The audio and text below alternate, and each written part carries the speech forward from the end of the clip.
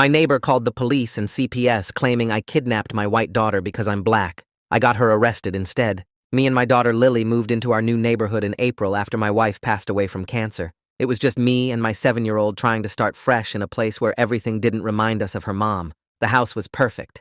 Had a big backyard for Lily to play in, good schools nearby, and a park down the street.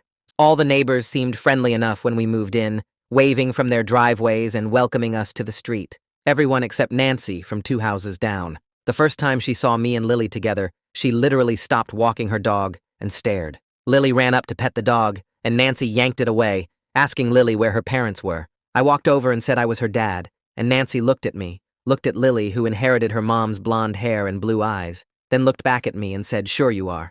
I thought she was joking, but she was dead serious. After that, Nancy made it her mission to watch everything we did. If Lily was playing in our front yard, Nancy would stand at her window taking pictures. When I'd walk Lily to the bus stop, Nancy would follow us from across the street, pretending to check her mail for 10 minutes. The other neighbors thought Nancy was just being nosy, but I knew exactly what her problem was. Then things got worse.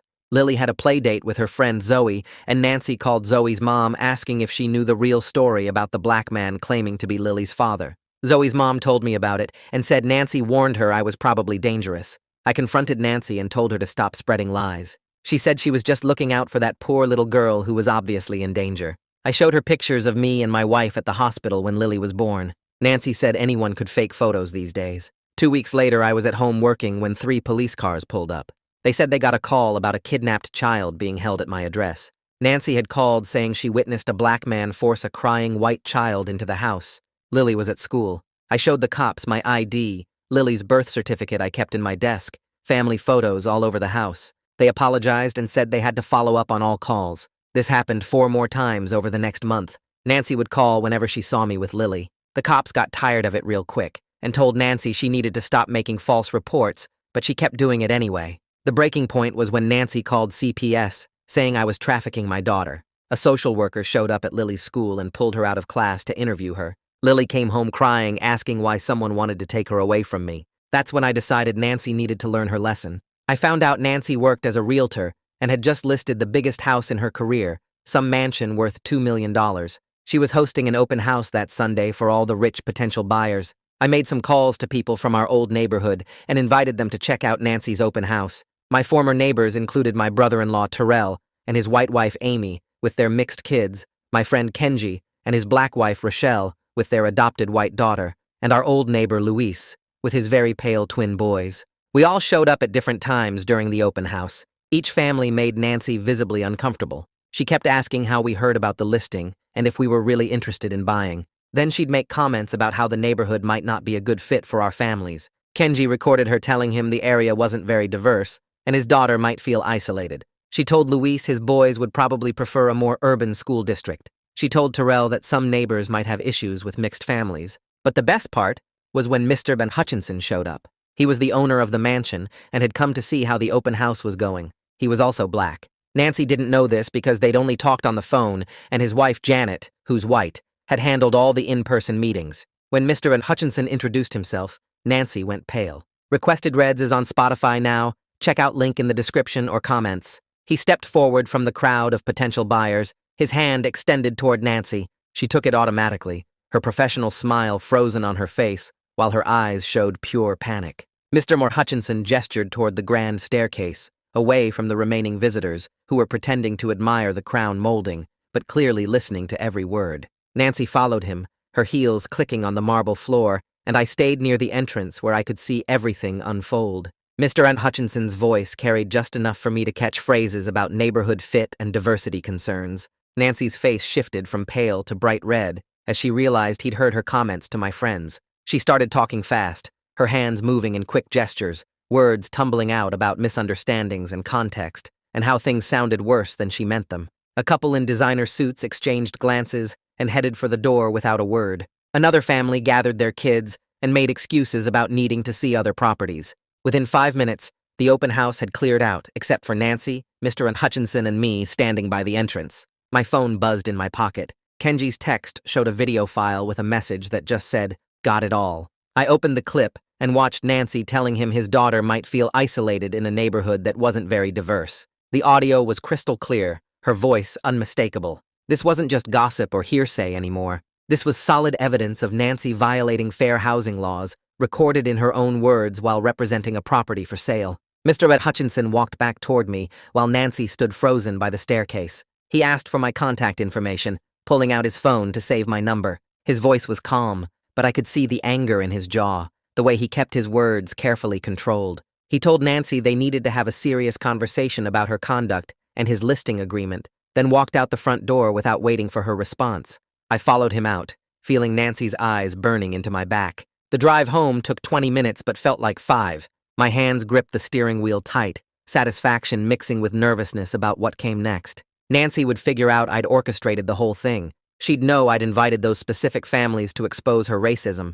The question was, what she'd do about it. Lily was safe at Zoe's house for a sleepover, which suddenly felt like perfect timing. Whatever happened next, at least my daughter wouldn't be home to see it. I pulled into my driveway and sat in the car for a minute, letting the reality sink in. I'd just blown up Nancy's biggest career opportunity. She'd lose that listing for sure, maybe face professional consequences beyond that. Part of me felt guilty for going that far, but then I remembered Lily crying after the CPS interview, asking why someone wanted to take her away from me. That memory burned away any guilt I might have felt. My phone rang around 7 that night while I was heating up leftover pizza. Mr. Hutchinson's name showed on the screen. He thanked me for exposing Nancy's true character before he trusted her with the biggest sale of his life. His wife had always handled the in-person meetings, so he'd never met Nancy face-to-face until today. He said he was terminating their contract right away and planned to file a discrimination complaint with the state real estate board. The conversation lasted maybe 10 minutes, but I could hear the disappointment in his voice. He'd hired Nancy based on her reputation and sales record, never imagining she'd sabotage her own deal with racist comments.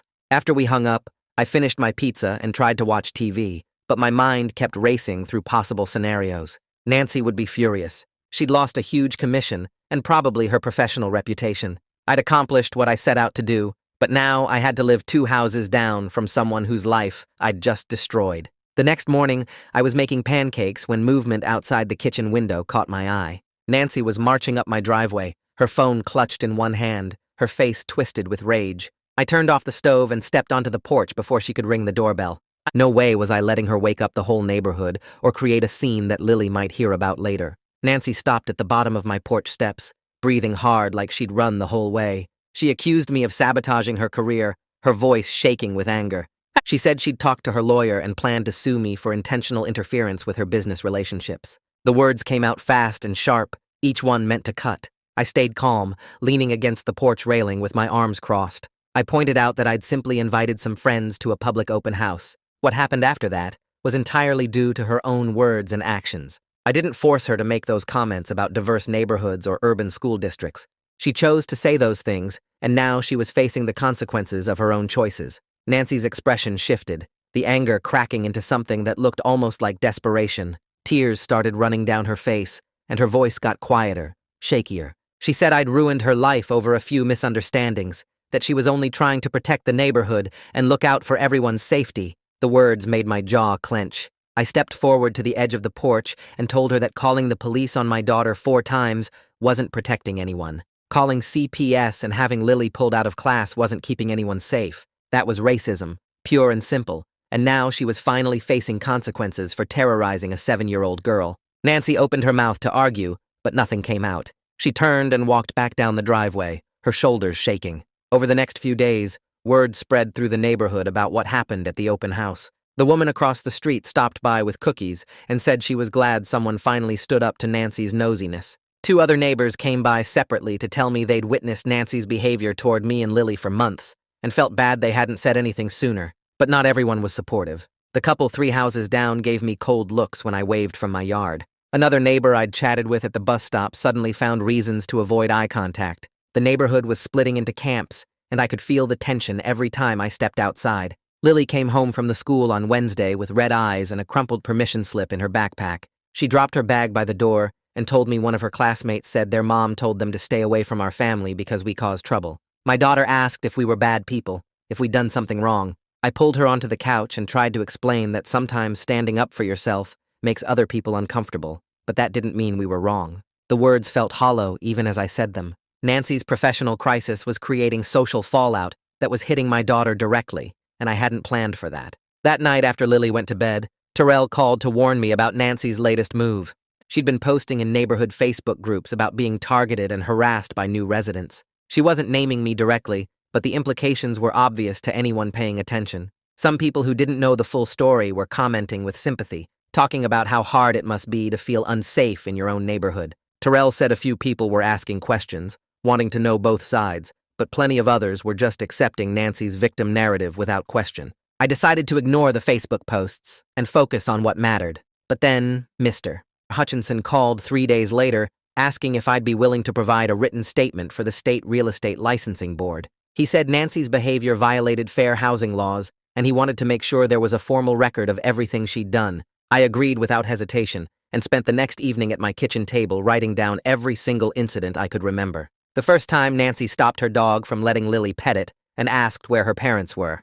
The surveillance from her window with her phone taking pictures. Following us to the bus stop while pretending to check her mail. Calling Zoe's mom to warn her about the dangerous black man claiming to be Lily's father. All 5 police visits triggered by her false reports. The CPS investigation that pulled Lily out of class and left her crying about being taken away from me. Seeing it all written down in one document made my hands shake because the harassment looked even worse on paper than it had felt living through it. I submitted the statement to Mr.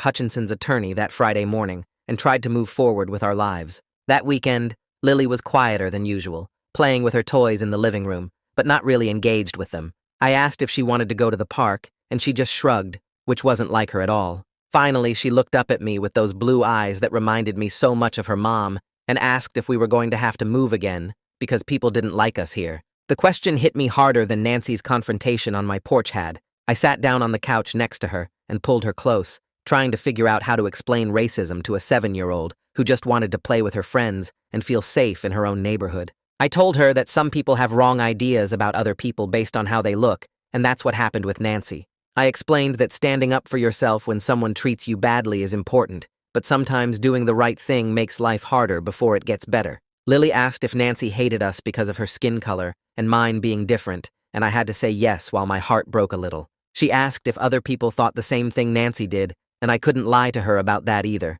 I told her most people in our neighborhood were good and kind, but there would always be some who had problems with our family, and we couldn't let those people make us run away from the home we'd chosen. She nodded like she understood, but I could see the weight of it settling on her small shoulders. Monday afternoon, I was working from home when my phone rang with a number I didn't recognize.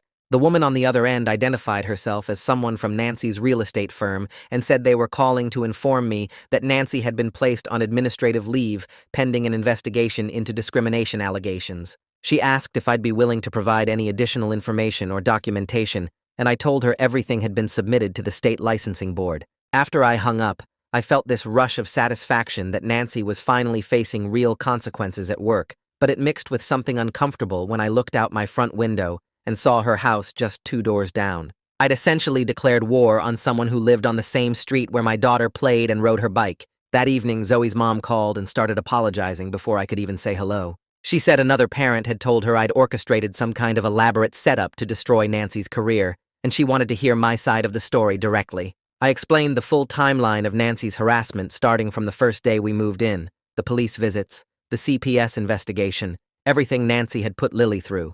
Zoe's mom got quiet and then said she was horrified that she'd initially doubted my version of events. She admitted that when the other parent told her about the open house incident, she'd wondered if maybe I'd gone too far in my response to Nancy's nosiness. Now she understood that Nancy's behavior had been targeted harassment based on race, not just being an overly concerned neighbor. She apologized again for not being more supportive earlier and said she'd make sure Zoe understood that Lily's family hadn't done anything wrong. I thanked her and felt some of the tension in my chest ease up, knowing at least one parent understood what we'd been dealing with. 2 days later, I was making dinner when someone knocked on my front door. I opened it to find one of the police officers who'd responded to Nancy's false reports standing on my porch in civilian clothes. He introduced himself properly this time and said he was off duty, but wanted to let me know he'd submitted his own statement to the real estate board, documenting Nancy's pattern of false emergency calls. He said what she did to my family was wrong, and he was glad there were finally consequences, because officers like him had to waste time and resources responding to her racist paranoia instead of handling actual emergencies. He told me he'd been a cop for 15 years and seen too many situations where people weaponized emergency services against black families, and he was tired of it. I shook his hand and thanked him for taking the time to submit a statement, and after he left, I felt like maybe the system was actually working for once. That feeling lasted exactly 2 weeks until a certified letter arrived requiring my signature. The return address showed a law firm I'd never heard of, and when I opened it, my stomach dropped. Nancy's attorney had sent a formal demand letter threatening legal action for defamation, intentional infliction of emotional distress, and tortious interference with business relationships. The letter claimed I'd orchestrated a coordinated harassment campaign against Nancy by bringing multiple families to her open house with the specific intent of humiliating her and destroying her professional reputation. It demanded I pay $50,000 in damages and issue a public apology to Nancy within 10 days or face a lawsuit. I read the letter 3 times trying to process the fact that Nancy was actually trying to sue me after everything she'd done to my family. I immediately called my friend Jessica, who'd gone to law school and now practiced family law in our old neighborhood. She agreed to look at the letter right away and called me back within an hour. Jessica said most of it was intimidation tactics designed to scare me into backing down, but I should take it seriously enough to start documenting everything in case Nancy actually filed a lawsuit. She offered to represent me for a reduced rate since we'd been friends for years, and she said Nancy's attorney was grasping at straws given Nancy's own documented behavior of harassment and false police reports. Jessica told me to gather every piece of evidence I had, including the police reports, the CPS documentation, witness statements from neighbors, and Kenji's video recording from the open house. I spent the rest of the evening pulling together files and making copies of everything, while trying not to think about how much this legal battle might cost, even with Jessica's reduced rate. That night, Lily woke up screaming from a nightmare about being taken away by strangers. I rushed to her room and held her while she cried, and she kept saying she didn't want to leave me and didn't understand why people wanted to separate us. I realized the ongoing conflict with Nancy was re-triggering all the trauma from the CPS investigation when that social worker had pulled her out of class. The next morning, I called the child therapist that Lily's school counselor had recommended months ago and made an appointment for the following week because my daughter's well-being mattered more than winning any battle against Nancy. The therapist's office called back that afternoon saying they'd had a cancellation and could see Lily the next day if we wanted the earlier slot. 3 days after I received Nancy's demand letter, a process server showed up at my door with a restraining order petition. Nancy had filed paperwork claiming I'd been harassing and threatening her, citing the open house incident and my friend's attendance as evidence of a coordinated intimidation campaign against her. The petition described me as aggressive and dangerous, saying she feared for her safety because I'd already demonstrated a willingness to destroy her livelihood and now might escalate to physical violence. The hearing was scheduled for 3 weeks out, and I stood in my doorway holding the papers while rage burned through my chest at how Nancy was twisting everything to make herself the victim. I called Jessica immediately, and she said to come to her office the next morning so we could prepare a response. That night, I barely slept, thinking about Nancy's audacity in claiming she was the one being harassed after everything she'd put me and Lily through. Jessica and I spent 4 hours the next day preparing a counter-petition documenting Nancy's year of harassment, the false police reports, and the CPS investigation that had traumatized Lily. We gathered statements from the police officers who'd responded to Nancy's calls, from Zoe's mom about Nancy's phone call spreading lies about me, and from 3 neighbors who'd witnessed Nancy's surveillance behavior and her following us to the bus stop. Jessica said we had a strong case showing that Nancy had engaged in a sustained campaign of racial harassment against my family, and her restraining order petition was just another attempt to weaponize the legal system against us. She filed our counter-petition with the court and sent a copy to Nancy's attorney along with all our supporting documentation. I left Jessica's office feeling slightly better about our legal position, but completely exhausted by the ongoing battle that showed no signs of ending anytime soon. The neighborhood split down the middle after the courthouse drama wrapped up. Some folks stopped making eye contact when I walked to my mailbox or worked in the front yard. They'd suddenly remember something they needed to do inside their houses the second I came outside. Others went totally the opposite direction. The guy 3 doors down started waving every single time he saw me, like we were best friends now. The couple with the German Shepherd made a point of stopping to chat whenever they walked past. It felt weird having people pick sides over something that shouldn't have needed sides in the first place. The woman who lived directly across the street showed up on my porch 2 days after the hearing carrying a plate of chocolate chip cookies. She introduced herself as Margaret and said she'd been living on this street for 15 years. She told me Nancy had been a problem for almost everyone at some point, taking pictures of people's yards if their grass got too long. calling code enforcement if someone left their trash cans out past pickup day, spreading gossip about anyone who didn't fit her idea of how the neighborhood should look. Margaret said she was glad someone finally pushed back hard enough to make Nancy think twice about her behavior. I thanked her for the cookies and felt a little better knowing I wasn't the only person who'd dealt with Nancy's nonsense over the years. 3 weeks crawled by with this new normal settling in around us. Lily seemed okay on the surface, going to the school and doing her homework and playing with her toys. Then her teacher called me at work one afternoon. She said Lily had been really quiet lately, not participating in class discussions like she used to, keeping to herself at recess instead of playing with the other kids. That morning, Lily got into an argument with another student who said their parents told them to stay away from our family because we were troublemakers. The teacher broke it up before it got physical, but Lily spent the rest of the day looking like she might cry. Hearing that made my stomach drop. I'd been so focused on fighting Nancy and proving I was right that I hadn't really looked at what this whole situation was doing to my daughter. Lily wasn't just dealing with Nancy's racism anymore. Now she was dealing with being labeled a troublemaker at the school, losing friends because their parents thought we brought drama to the neighborhood, carrying the weight of a conflict she didn't start and couldn't control.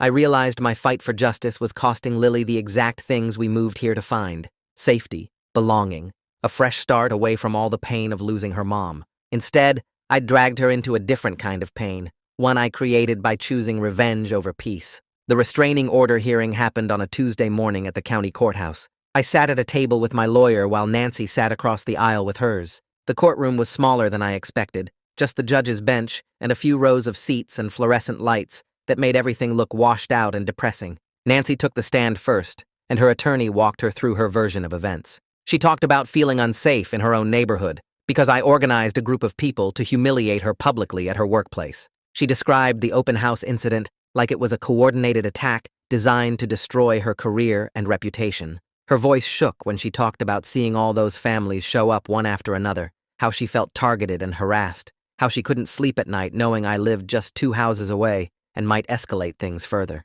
Her attorney presented the open house situation as proof that I had a vindictive character and a pattern of retaliation. He argued that someone willing to sabotage another person's livelihood over a misunderstanding might be capable of physical violence next. Nancy cried a little bit when she talked about losing her job and not being able to pay her mortgage. She made it sound like I was some kind of monster who destroyed an innocent woman's life for no reason. My lawyer stood up when it was our turn and started laying out the evidence we'd gathered. She presented copies of every police report from Nancy's false calls about me kidnapping Lily. She showed the judge documentation from the CPS investigation that proved Nancy had lied about me trafficking my daughter.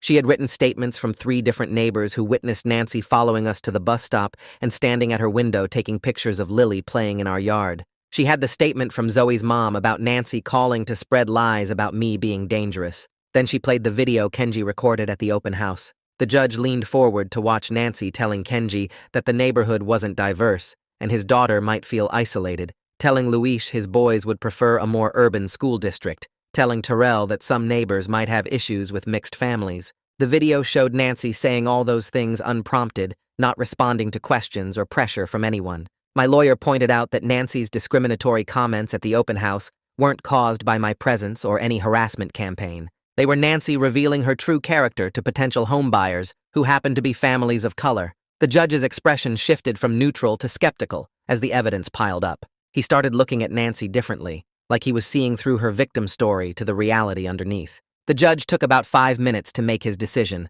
after both sides finished presenting. He denied Nancy's restraining order petition outright. He said the evidence showed a clear pattern of harassment from Nancy toward my family that predated any actions I took at the open house. He noted that attending a public open house with friends wasn't harassment or stalking under any legal definition. Then he warned both of us to stay away from each other going forward. He said this situation had turned into a neighborhood conflict that wasn't serving anyone's interests, especially not the children involved. She presented copies of every police report from Nancy's false calls about me kidnapping Lily. She showed the judge documentation from the CPS investigation that proved Nancy had lied about me trafficking my daughter. She had written statements from 3 different neighbors who witnessed Nancy following us to the bus stop and standing at her window taking pictures of Lily playing in our yard. She had the statement from Zoe's mom about Nancy calling to spread lies about me being dangerous. Then she played the video Kenji recorded at the open house. The judge leaned forward to watch Nancy telling Kenji that the neighborhood wasn't diverse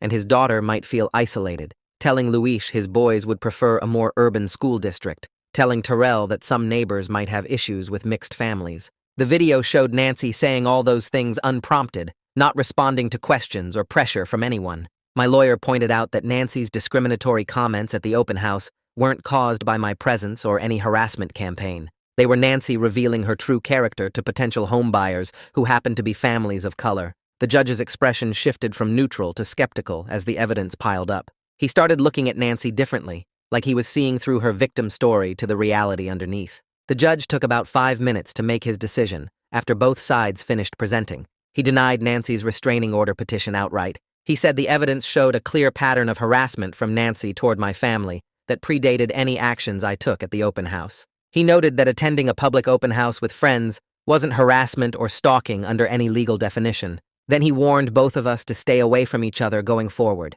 He said this situation had turned into a neighborhood conflict that wasn't serving anyone's interests, especially not the children involved. He suggested we both seriously consider mediation to resolve our issues before things escalated into something worse. He dismissed the case and told us we were free to go. I felt relieved that Nancy didn't get her restraining order, but also exhausted by the whole process. The constant fighting and legal battles and stress had worn me down to nothing. Walking out of the courthouse into the parking lot, I caught Nancy glaring at me from about 50 feet away. Her face had this tight, angry look that told me she wasn't done fighting even though she lost in court. Her lawyer was talking to her, but she wasn't really listening, just staring at me with pure hatred in her eyes. I could see this wasn't over for her. Losing her job wasn't enough punishment in her mind. Losing the court case wasn't enough either. She wanted to keep going until one of us completely destroyed the other, which meant it wasn't over for me and Lily either.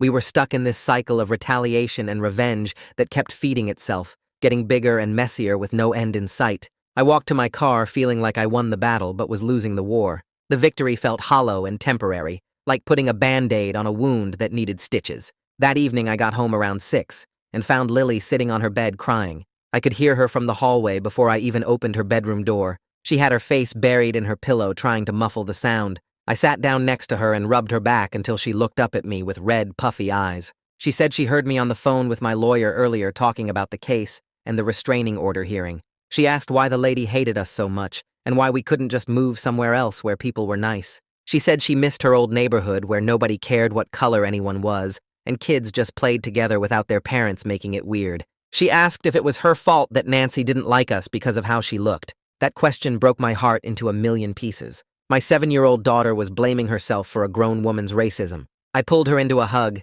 and told her none of this was her fault, that Nancy had problems that had nothing to do with Lily or how beautiful she was. But I could tell Lily didn't really believe me. She'd been carrying this weight around for months, thinking maybe if she looked different or acted different, Nancy would leave us alone. The next morning, I took Lily to her therapy appointment. The therapist had been seeing her twice a month since the CPS investigation traumatized her at the school. We sat in the waiting room with its boring magazines and fake plants until the therapist called us back. She talked to Lily alone for 30 minutes while I waited outside. Then she asked me to come in for the last part of the session. The therapist chose her words carefully, but her message was clear. She said, continuing this conflict with Nancy might actually be causing more harm to Lily than Nancy's original harassment did. She pointed out that Lily's anxiety had gotten worse over the past month, not better. The nightmares were back. The withdrawn behavior at the school was new. Lily was starting to see herself as the cause of adult problems instead of just being a kid. The therapist said Lily needed stability and peace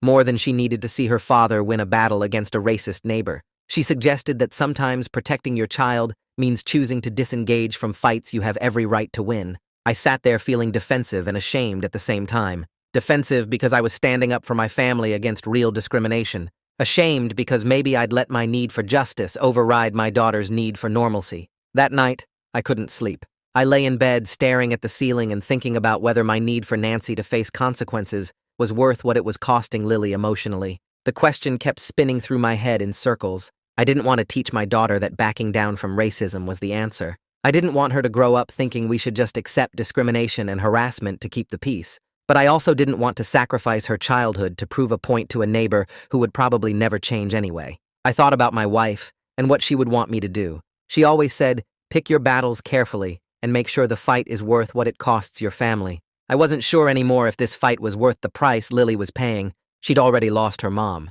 Now she was losing her sense of safety and belonging because I couldn't let go of making Nancy suffer for what she did to us. Maybe I'd already won enough by exposing Nancy's racism and getting her fired. Maybe continuing to engage was just feeding my own anger instead of protecting my daughter. The neighborhood gossip chain brought me the news 3 days later. Margaret from across the street knocked on my door in the afternoon and told me Nancy's real estate firm had completed their investigation. They terminated Nancy's employment that morning. The official reason was violating fair housing laws and creating liability for the company. Margaret heard about it from another neighbor who heard it from someone who worked at the same firm. Word traveled fast on our street when something dramatic happened. I felt this surge of satisfaction hearing Nancy lost her job. She'd spent months trying to destroy my life, and now her career was over because of her own actions. Justice felt good for about 10 seconds. Then the satisfaction turned into something else. Unease, worry, guilt maybe. Nancy just lost her income and her professional reputation. She was probably spiraling into desperation.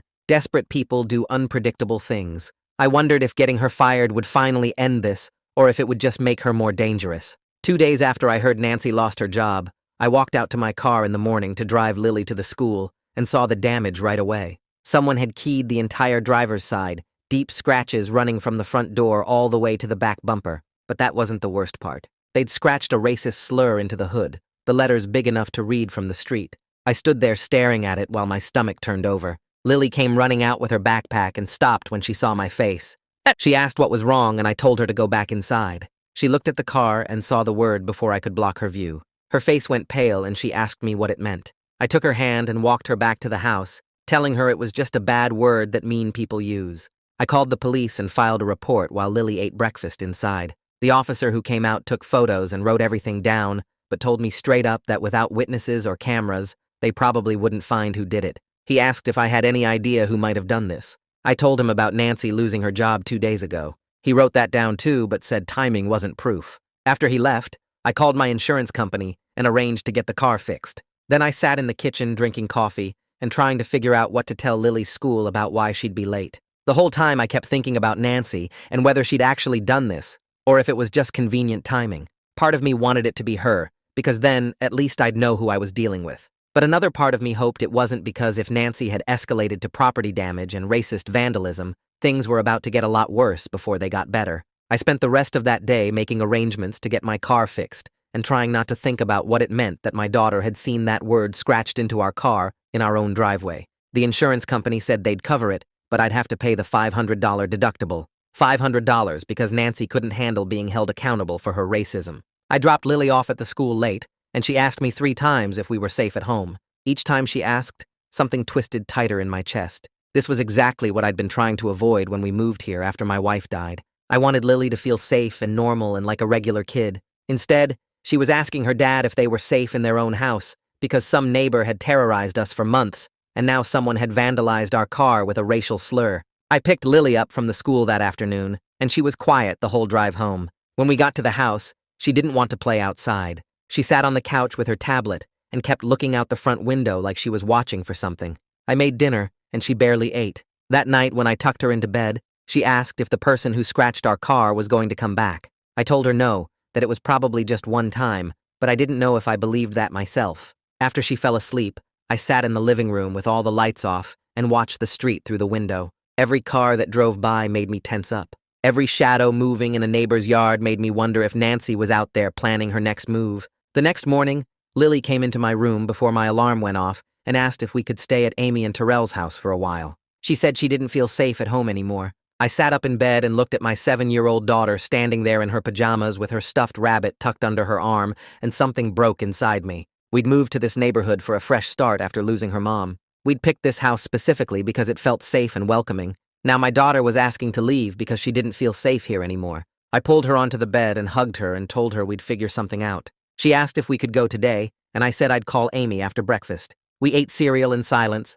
and then I called my sister-in-law while Lily packed a bag in her room. Amy answered on the second ring, and I explained what happened with the car and what Lily had just asked me. Amy didn't hesitate. She said to bring Lily over right away, and we could stay as long as we needed. I thanked her and hung up and helped Lily finish packing. We drove to Amy and Terrell's house across town, and Lily perked up a little when her cousins ran out to greet her. Amy took Lily inside with the kids, while Terrell walked me back to my car. He asked how I was holding up, and I told him honestly that I wasn't sure anymore. He put his hand on my shoulder and said we'd figure this out together. I drove back to our house alone and spent the afternoon working from home and trying not to think about how empty the place felt, without Lily's noise filling it up. Around 3 in the afternoon, the woman who lived across the street knocked on my door. Her name was something I couldn't remember, but she'd always been friendly enough, waving when we saw each other outside. She stood on my porch looking uncomfortable and asked if she could talk to me for a minute. I let her in, and she sat on the edge of my couch like she wasn't planning to stay long. She told me she'd heard about what happened with Nancy losing her job and about my car getting vandalized. Then she said something that made me stop and actually listen. She said Nancy's husband had died 3 years ago from a sudden heart attack. He'd been out mowing the lawn one Saturday morning and just collapsed. By the time the ambulance got there, he was gone. After that, Nancy had become different, more watchful, more controlling about the neighborhood. She'd apparently called the police on several neighbors over the years for minor things like parking too close to her driveway or having their trash cans out too early. The woman said Nancy had always been a little uptight, but losing her husband had made her worse, like she was trying to control everything around her because she couldn't control what happened to her family. She said she wasn't excusing Nancy's behavior toward me and Lily, but she thought I should know there was more to Nancy's story than just racism. After she left, I sat there thinking about what she'd told me. The information about Nancy's dead husband sat in my head for the rest of the day, making everything more complicated than I wanted it to be. It would have been easier to keep seeing Nancy as just a racist neighbor who got what she deserved, but now I knew she was also a widow who'd watched her husband die suddenly and had apparently dealt with that trauma by becoming the worst version of herself. I thought about how I dealt with my wife's death by moving us to a new neighborhood, trying to control our environment and make everything safe and predictable for Lily. Nancy had dealt with her loss by trying to control her environment too, but her way of doing that had involved harassment and racism and making my daughter's life hell. We were both single parents who'd lost our spouses, both trying to protect our sense of security in a world that had proven it could take everything away without warning, both making choices that hurt other people in the process. The difference was that my choices came from trying to protect my daughter from a real threat, while Nancy's choices came from seeing threats that didn't exist. Or maybe she saw real threats, but aimed her fear at the wrong target. Either way, knowing her backstory didn't excuse what she'd done to us, but it made her slightly more human and complicated in my mind. I didn't want to feel empathy for Nancy. I wanted to stay angry at her for terrorizing my daughter and calling CPS and making Lily ask why someone wanted to take her away from me. But I couldn't stop thinking about how grief had twisted both of us into people who were willing to hurt others to feel safe again. My lawyer called the next afternoon while I was sitting at Amy and Terrell's kitchen table trying to work. She said Nancy's attorney had reached out about settling the potential lawsuit. Nancy was offering to drop all her legal threats if I agreed not to pursue any further action against her. It was basically a mutual ceasefire proposal. Both sides walk away and leave each other alone. My lawyer said she thought I should seriously consider it. She reminded me that continuing this fight would mean more legal fees, more time in court, more stress for Lily. She pointed out that Nancy had already faced real consequences by losing her job and her professional reputation. The real estate board investigation was still ongoing and would proceed regardless of what I decided to do. My lawyer said sometimes the best outcome isn't total victory. It's getting enough justice to feel vindicated while protecting yourself from further damage. I told her I'd think about it and call her back. After I hung up, I sat there staring at my laptop screen without seeing anything on it. Part of me wanted to reject the settlement and keep fighting until Nancy paid for every single thing she'd done to us. But another part of me was tired of fighting and worried about what this ongoing conflict was doing to Lily. That evening, I talked to Terrell and Amy about the settlement offer after the kids went to bed. We sat in their living room and I laid out all the options and consequences. Terrell listened and then asked me what my wife would have wanted me to do. I sat there thinking about all the conversations we'd had about raising a mixed-race kid in America, all the times she'd reminded me to pick my battles carefully. Amy leaned forward and said I'd already accomplished the goal of making Nancy face professional consequences. She pointed out that Nancy had lost her job and her reputation and was probably going to lose her real estate license. Amy said continuing the fight at this point wasn't about justice anymore. It was about revenge, and revenge was hurting Lily more than it was hurting Nancy. Terrell agreed and reminded me that Lily was asking to stay at their house because she didn't feel safe at home. He said the conflict had already cost Lily her sense of security, and if I kept pushing, it might cost her even more. I knew they were right, but I hated admitting it. I'd spent months dealing with Nancy's harassment, and I'd finally gotten the upper hand. Walking away from that felt like losing, even though logically, I knew it was the smart choice. Amy reached over and squeezed my hand and told me that sometimes being a good parent means swallowing your pride and choosing what's best for your kid over what feels satisfying for yourself. That night, I couldn't sleep at Amy and Terrell's house. I lay on their guest room bed staring at the ceiling and thinking about everything that had happened since we moved to the neighborhood in April. My wife had been gone for over a year now, and I still found myself wanting to ask her what to do in situations like this. She'd always been better at seeing the bigger picture while I got caught up in the immediate fight. I got up around 2 in the morning and walked down the hall to the room where Lily was sleeping with her cousins. I stood in the doorway watching her sleep, her face peaceful, in a way it hadn't been at our house in weeks. I thought about all the times my wife and I had talked about the challenges Lily would face growing up as a mixed-race kid. We'd agreed we'd teach her to stand up for herself and not accept discrimination. But my wife had also always said to pick your battles carefully and make sure the fight is worth what it costs your family. I'd been so focused on making Nancy pay for what she did that I hadn't stopped to consider what the ongoing fight was costing Lily. The answer was right there in front of me. It was costing her the ability to sleep peacefully in her own bed in her own house. It was costing her the sense of safety and belonging we'd moved to that neighborhood to find. My wife would have told me that I'd already won the important battle by exposing Nancy's racism and getting her fired. She would have said that continuing to fight was about my ego now, not about protecting our daughter. I decided to accept the settlement offer the next morning. I called my lawyer before Lily woke up and told her to contact Nancy's attorney and work out the details. It felt like losing and winning at the same time, which I was learning is what most real-life resolutions actually feel like. You don't get the satisfying ending where the bad guy gets completely destroyed and everyone lives happily ever after. You get complicated compromises where nobody gets everything they want, but hopefully everyone gets enough to move forward. My lawyer said she'd draw up the agreement and have it ready to sign by the end of the week. I thanked her and hung up and made breakfast for Lily and her cousins. Lily came into the kitchen and asked if we could go home today. I told her maybe in a few days, after I got some things sorted out. She nodded and ate her cereal, and I watched her and wondered if I'd made the right choice. The only way I'd know for sure was to see how things played out from here. The week after we signed the settlement agreement, Lily had a particularly bad therapy session. The therapist called me afterward and asked if I could come in to talk. I drove over there during my lunch break and sat in her office while she explained what had happened. Lily had spent most of the session talking about feeling like the conflict with Nancy was her fault because of how she looks. She'd told the therapist that if she looked more like me, Nancy wouldn't have thought I kidnapped her, and none of this would have happened. The therapist said Lily was internalizing the situation as being about her appearance rather than about Nancy's racism. She was blaming herself for having blonde hair and blue eyes, instead of understanding that the problem was Nancy's prejudice and fear. Hearing that my daughter had internalized this conflict as her fault made me feel sick. I'd spent months fighting to prove that Nancy was wrong about us, but somehow Lily had ended up thinking she was the problem. The therapist said this was actually pretty common with kids in situations like ours. They don't have the life experience to understand systemic racism or adult prejudice, so they look for explanations that make sense to them, and often that means blaming themselves. She said the fact that I'd chosen to end the legal battle and focus on Lily's well-being was exactly the right move. She told me that over time, with continued therapy and support, Lily would learn to understand that Nancy's actions were never about her. But right now, ending the conflict and giving Lily stability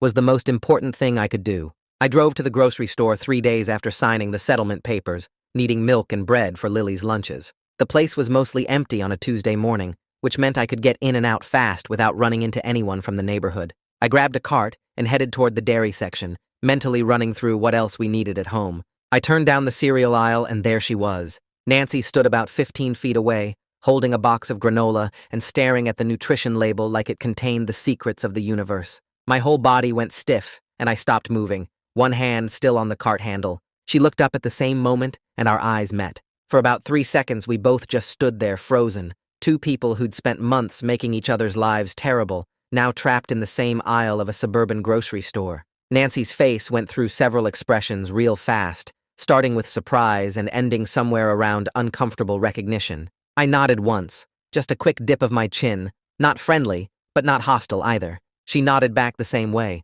her lips pressed together in a thin line. Then we both turned and walked in opposite directions without saying a word. My heart was beating hard as I pushed my cart toward the dairy coolers, and I realized my hands were shaking slightly on the handle. The whole thing lasted maybe 10 seconds, but it felt much longer, like time had stretched out to make the awkwardness last as long as possible. I grabbed the milk and got out of there, checking over my shoulder to make sure Nancy wasn't in the checkout line before I headed that way myself. My phone rang 2 days later while I was working at my desk, and Mr. Hutchinson's name showed up on the screen. I answered, and he asked how we were doing, his voice warm and genuinely interested.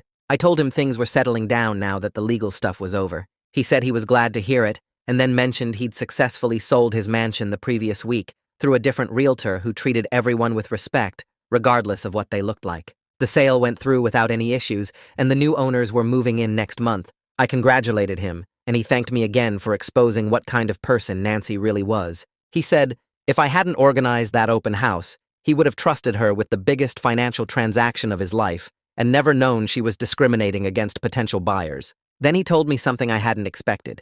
The real estate board investigation was still moving forward, even though Nancy and I had settled our personal lawsuit. Apparently, the board took fair housing violations seriously, and they were conducting their own review of Nancy's conduct, independent of any private legal action.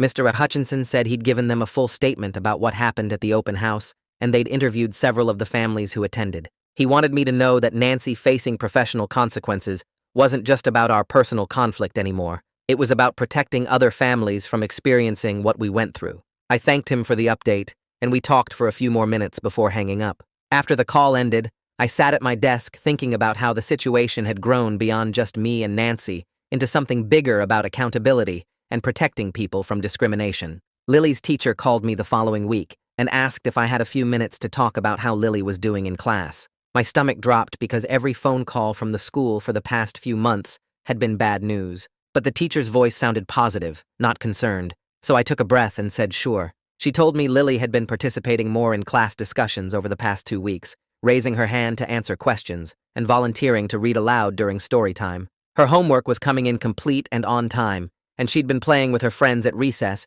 instead of sitting by herself like she had been. The teacher said Lily seemed less anxious overall, more like the engaged student she'd been at the beginning of the school year before everything happened with Nancy. I felt relief wash over me as I listened, realizing that ending the legal battle had been the right choice, even though it felt like giving up at the time. The teacher asked if anything had changed at home that might explain Lily's improvement, and I told her we'd settled the conflict with our neighbor, and things were much calmer now. She said she could definitely see the difference in Lily's behavior and mood. After we hung up, I sat there thinking about what winning actually meant. I hadn't gotten the total victory over Nancy that part of me still wanted, where she faced maximum consequences and admitted she was completely wrong.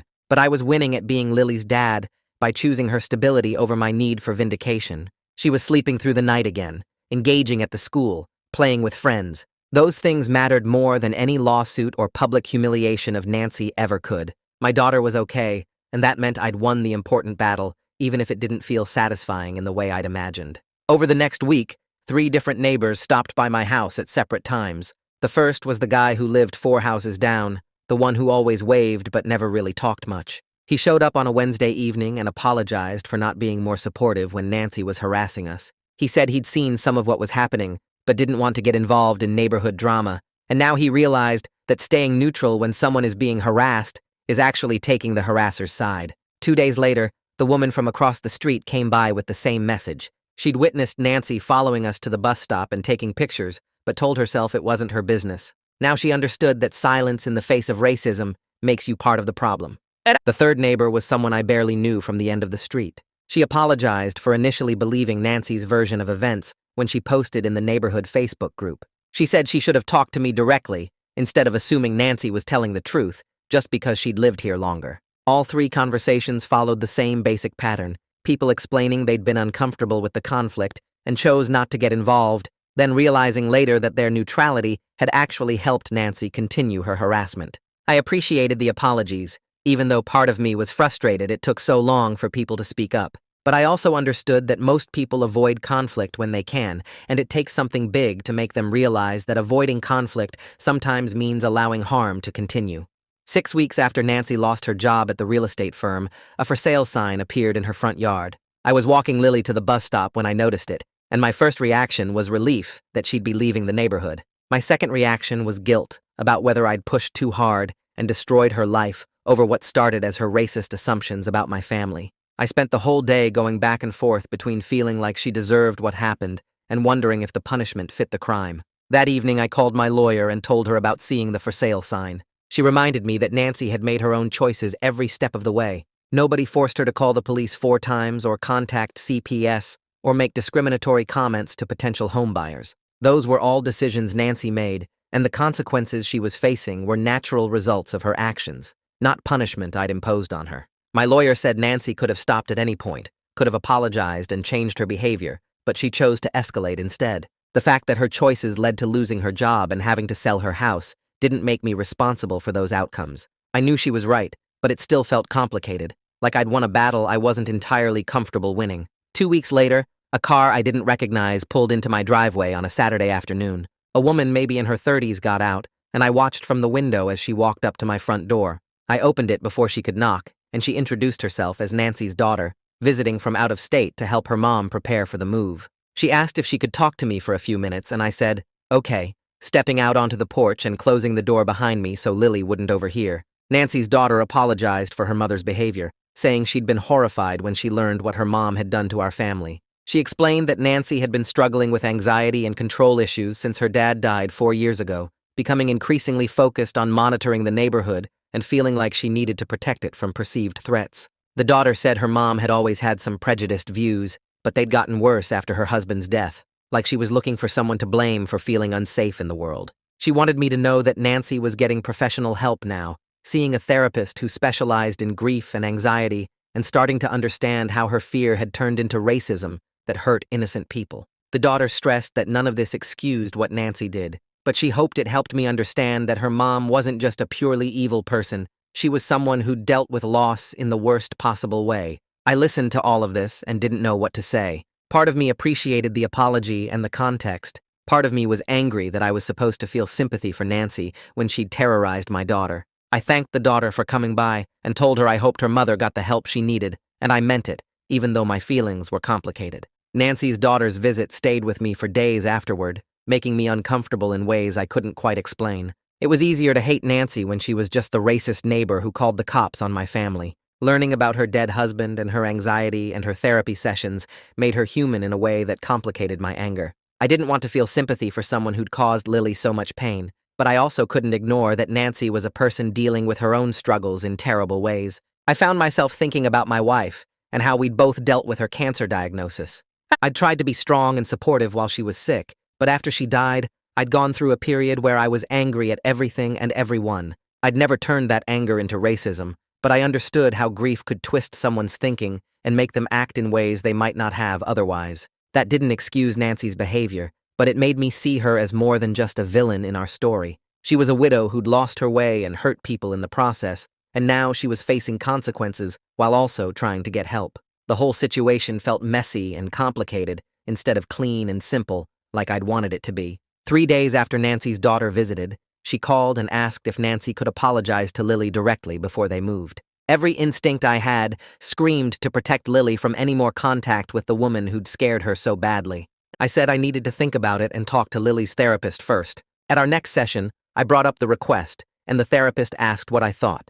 I said I wanted to keep Nancy as far away from my daughter as possible. The therapist nodded and then suggested that hearing a direct apology from Nancy might actually give Lily closure and help her understand that Nancy's behavior wasn't about anything Lily did wrong. She said kids who experience this kind of targeting often internalize it and blame themselves, and seeing the adult take full accountability could help Lily separate Nancy's actions from her own identity. I wasn't convinced at first, but the therapist explained how the apology session would work. It would happen in her office with her present the whole time, and I could stop it at any moment if Lily seemed uncomfortable. Nancy would apologize and explain that her behavior was wrong and had nothing to do with Lily. Then Lily could respond however she wanted, or not respond at all if she didn't want to. The therapist said she'd only recommend this if she thought it would help Lily, not hurt her. I talked to Lily about it that evening, explaining that Nancy wanted to say sorry and asking if Lily wanted to hear it. Lily thought for a minute and then said yes, she wanted Nancy to say sorry.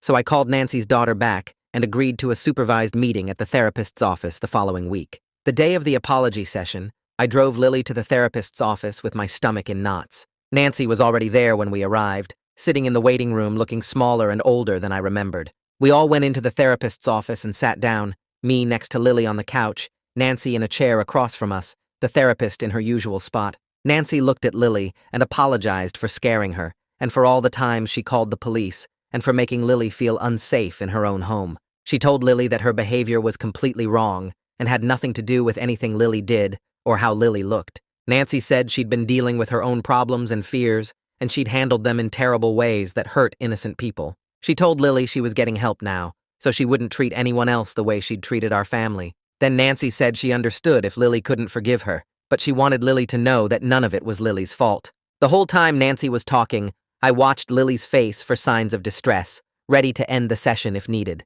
but Lily just sat there listening calmly, her hands folded in her lap. When Nancy finished, Lily was quiet for a moment. Then she said she forgave Nancy, but didn't want to be friends. The maturity in that response amazed me. My 7-year-old daughter had just accepted an apology while also setting a clear boundary about what she was and wasn't willing to offer. Nancy thanked Lily and said she understood. The whole session lasted maybe 15 minutes, and then Nancy left, and it was just me and Lily and the therapist. After Nancy walked out, the therapist asked Lily how she felt. Lily said she felt better, like something heavy had been sitting on her chest, and now it was gone. She said hearing Nancy say it wasn't her fault made her believe it more than when other people told her the same thing. The therapist smiled and told Lily she'd handled the situation with real grace and strength. We talked for a few more minutes and then headed home. In the car, Lily seemed lighter somehow, looking out the window and humming along to the radio instead of sitting quiet and tense like she'd been for months. That evening, she played in the backyard for an hour,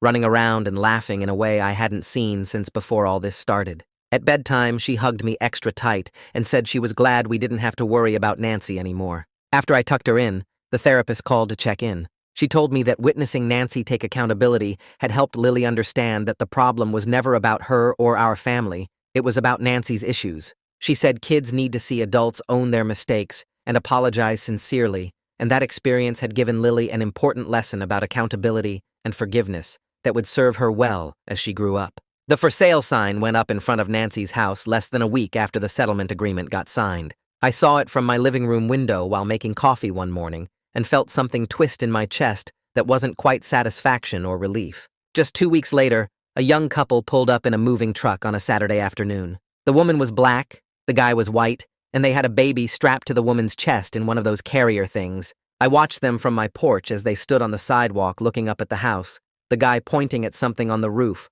while the woman bounced the baby and nodded. They spotted me watching and waved, so I walked over to introduce myself. The woman's name was Jasmine, and her husband was Chris, and their baby girl couldn't have been more than 6 months old. Jasmine mentioned they'd heard there was some drama on the street recently, but they wanted to start fresh with everyone and hoped the neighborhood would be welcoming. I told them welcome to the street and offered to help them move boxes if they needed it. Chris asked if I knew anything about the previous owner and why she sold so fast, and I just said she was relocating for family reasons and left it at that. Jasmine smiled and said that was good because they didn't need any negative energy in their new home, and I thought about how Nancy would have lost her mind seeing this family move into her house. The baby started fussing, and Jasmine excused herself to go feed her, and Chris thanked me again for the warm welcome before heading back to unpack the truck. Walking back to my house, I made a decision not to tell them the full story about Nancy or keep the conflict alive by gossiping about what happened. They seemed like good people trying to make a home, and their baby was adorable with these huge brown eyes, and I wanted to focus on that instead of dwelling on everything with Nancy. Lily came outside and asked who the new neighbors were, and I told her a nice family with a baby just moved in, and she got excited about maybe babysitting when she got older. 3 days after Jasmine and Chris moved in, Mr. Hutchinson called me around dinner time. He asked how things were going and if I'd noticed Nancy's house sold, and I told him, yeah, nice young family bought it. He was quiet for a second, and then said he had news about the State Real Estate Board investigation. They'd completed their review and decided to suspend Nancy's license for 2 years and require ethics training before she could even apply for reinstatement. Mr. Hutchinson said the board took it seriously because of the fair housing violations and the pattern of discriminatory behavior he'd documented in his complaint. He also mentioned Nancy was moving to another state to live near her daughter and start over somewhere nobody knew about what happened. I thanked him for following through with the complaint and for calling to let me know, and he said he was glad things worked out and hoped my daughter was doing better. After we hung up, I sat at the kitchen table thinking about Nancy losing her license and having to move away and start completely over. Part of me felt vindicated that there were real consequences for what she did to us, but another part felt weird about how thoroughly her life had fallen apart. I kept thinking about what her daughter told me about Nancy struggling with grief and control issues, and how Nancy had lost her husband the same way I lost my wife. It didn't excuse the racism or the harassment or traumatizing Lily, but it made Nancy feel more like a broken person than a monster, and that complicated feeling sat heavy in my stomach. 3 months passed after the open house incident, and life slowly settled into something that felt almost normal. Lily stopped asking if we had to move and started sleeping through the night again without nightmares. Her grades came back up at the school, and her teacher sent home a note saying Lily seemed much happier and more engaged in class. I stopped checking the windows every time I heard a car door or looking over my shoulder when we walked to the bus stop. The neighborhood felt peaceful in a way it hadn't since we first moved in, back before Nancy made everything tense and hostile. Several families on the street became genuine friends instead of just people we waved to. The couple across the street invited us over for a barbecue, and Jasmine and Chris from Nancy's old house started joining our weekend morning coffee chats on the sidewalk. Lily made friends with 3 kids from different families on our block, and they'd ride bikes together in the evenings, while parents stood around talking. Nobody mentioned Nancy anymore, and the drama faded into something that happened in the past instead of defining our present. I caught myself relaxing in ways I hadn't been able to since my wife died, like maybe we'd actually found the fresh start I wanted for us when we moved here. One Saturday afternoon, I was in the garage organizing tools when I heard Lily laughing in the backyard with another kid. I walked around the side of the house and saw her playing with a girl about her age who I didn't recognize. The girl had dark curly hair and was wearing a soccer jersey, and both kids were kicking a ball back and forth. Lily spotted me and ran over saying this was her new best friend Olivia, whose family just moved to the neighborhood last week. Olivia waved at me shyly, and I waved back. Then Lily grabbed my hand and pulled me over to meet Olivia properly. Olivia's parents had bought the house at the end of the street that had been empty for months, and Olivia was in Lily's class at the school, but they'd only just realized they lived on the same street. Watching Lily play with Olivia without any fear or anxiety reminded me why we moved here in the first place. My daughter was running around laughing, completely carefree, not worried about who was watching or what anyone thought about our family. The fresh start I wanted for us after my wife's death finally felt like it was actually happening, instead of just something I hoped for. Olivia's mom came by to pick her up an hour later and introduced herself as Sophia, and we made plans for the girls to have a play date the following weekend. After they left, Lily hugged me and said she was glad we didn't move away when things got bad with Nancy, and I hugged her back, thinking about how close I came to giving up on this neighborhood. The next Sunday, I took Lily to visit her mom's grave like we did every few weeks. We brought fresh flowers, and Lily helped me arrange them in the vase built into the headstone. We sat on the grass next to the grave, and I asked Lily if she wanted to talk to her mom about anything. Lily was quiet for a minute, and then started telling her mom about everything that happened with Nancy, about being scared and going to therapy, and how the mean lady finally moved away. She told her mom about her new friend Olivia and the block parties, and how the neighborhood felt safe now. Then Lily looked at me and said she thought her mom would be proud of me for standing up for them, but also for knowing when to stop fighting. I asked her what she meant, and Lily said her mom always told her that being strong meant knowing when to walk away from fights that weren't worth it, and I'd been strong by protecting us, but also by accepting Nancy's apology and letting things end peacefully. Sitting there listening to my 7-year-old daughter explain this situation with more wisdom than I'd shown through most of it, I realized she understood what happened better than I gave her credit for. She understood that I'd needed to stand up to Nancy, but also that continuing to fight would have hurt us more than it hurt Nancy. I told Lily her mom would be proud of both of us, and we sat there for a while longer, just being quiet together. The therapy sessions with Lily's counselor gradually tapered off from weekly to every other week to once a month as Lily's anxiety decreased. She was processing her feelings in healthier ways, and the nightmares had stopped completely. At our last session, the therapist told me that children are remarkably resilient when they feel safe and supported, and Lily clearly felt both of those things now. She said the work we'd done in therapy gave Lily tools to handle difficult situations and emotions, and she was confident Lily would continue to thrive. The therapist also mentioned that witnessing the conflict with Nancy and seeing how we resolved it had taught Lily important lessons about standing up for yourself, setting boundaries, and choosing peace when possible. She said those lessons would serve Lily well as she grew up and faced other challenges. Walking out of the therapist's office for what might be our last regular session, I felt grateful that we'd gotten Lily the help she needed and hadn't tried to just tough it out. My daughter was happy and healthy and felt safe in her own home again, and that mattered more than anything else that happened with Nancy. 4 months after Nancy moved away, the neighborhood organized a block party for the 4th of July. Someone set up grills on the street and families brought food to share, and kids ran around with sparklers as it got dark. Standing there with a plate of potato salad watching Lily play with Olivia and the other neighborhood kids, I was struck by how different the atmosphere felt, without Nancy's surveillance and hostility. Families of all backgrounds were mixing comfortably, laughing and talking and sharing food without any tension or judgment. Black families, white families, mixed families, families with adopted kids, everyone just existing together without anyone questioning whether they belonged. I realized the community was healthier, without someone actively poisoning it with prejudice and suspicion. Jasmine came over with her baby, and we talked about how welcoming everyone had been since they moved in, and she said she'd been worried about being accepted, but this neighborhood felt like home already. Chris joined us and mentioned he'd heard there used to be someone on the street who caused problems, but everyone seemed great now, and I just nodded and said, yeah, things were pretty peaceful these days. The fireworks started and everyone gathered to watch, and I stood there with Lily on my shoulders, feeling like we'd finally found the place we were supposed to be. During the block party, Zoe's mom pulled me aside near the drink table and thanked me for how I'd handled the situation with Nancy. I was confused at first because I hadn't done anything special, but she explained that the whole conflict had forced her to examine her own biases and have important conversations with her daughter about racism.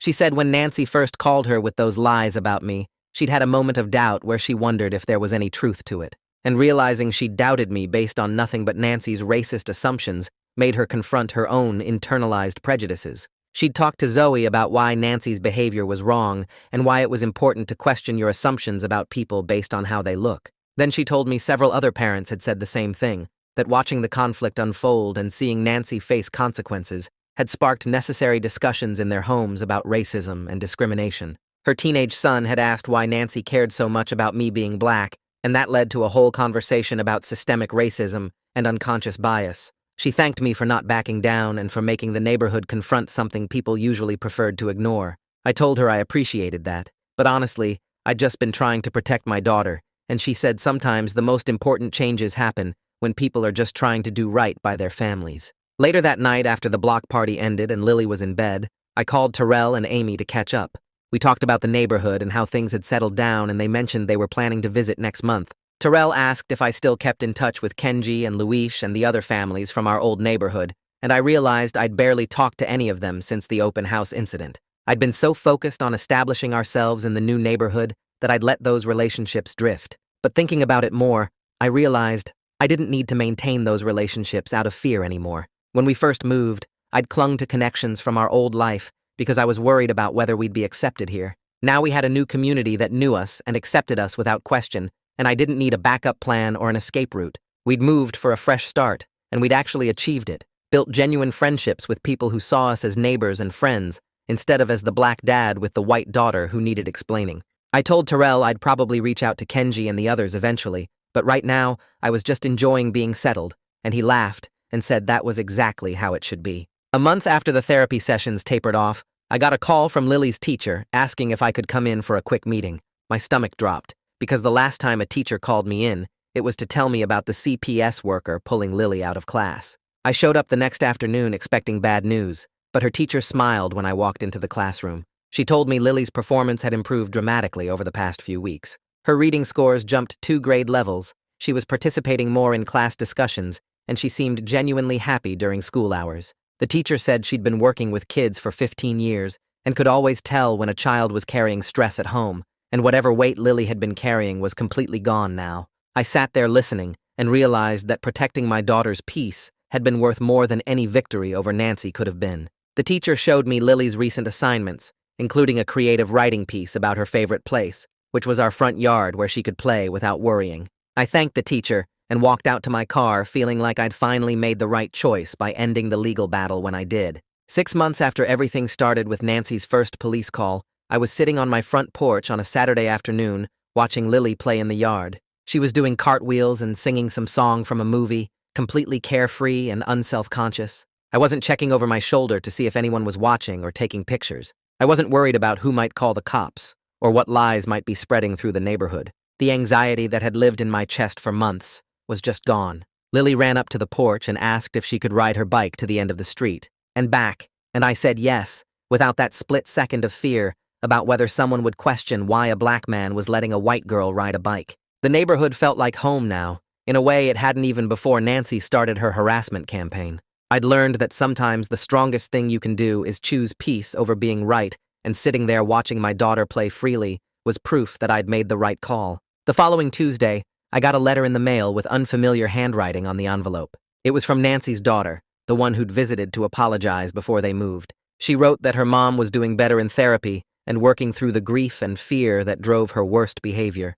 The letter explained that Nancy had been diagnosed with anxiety disorder and PTSD related to her husband's sudden death, and the therapy was helping her understand how she'd projected her need for control onto our family. Nancy's daughter thanked me for giving her mom a chance to apologize to Lily directly, saying it was an important step in her mother's healing process. She wrote that Nancy talks about that apology session often, and how Lily's forgiveness, even though she didn't want to be friends, meant more than Nancy could express. I read the letter twice and felt a complicated mix of emotions. I appreciated knowing Nancy was getting help and taking accountability, but I also knew Nancy and I would never be friends or even friendly neighbors if she ever moved back. The letter went into a drawer in my desk, and I decided that was enough closure for that chapter. That weekend, Lily and I were out in the front garden planting flowers where we planned to stay for years to come. She picked out purple and yellow flowers at the garden center because they reminded her of her mom's favorite colors. We dug holes and filled them with soil, and Lily carefully placed each plant like it was the most important thing in the world. I thought about how this whole experience had taught both of us that standing up for yourself doesn't always mean fighting until total victory. Sometimes it means protecting what matters most, accepting imperfect resolutions, and building the life you want despite the obstacles. Lily asked if we could plant a sunflower in the back corner for her mom, and we walked around back together to find the perfect spot. As we worked in the garden, neighbors walked by and waved, and Lily waved back without any hesitation or fear. We were doing exactly what we moved here to do, living our lives and making a home, and that was enough.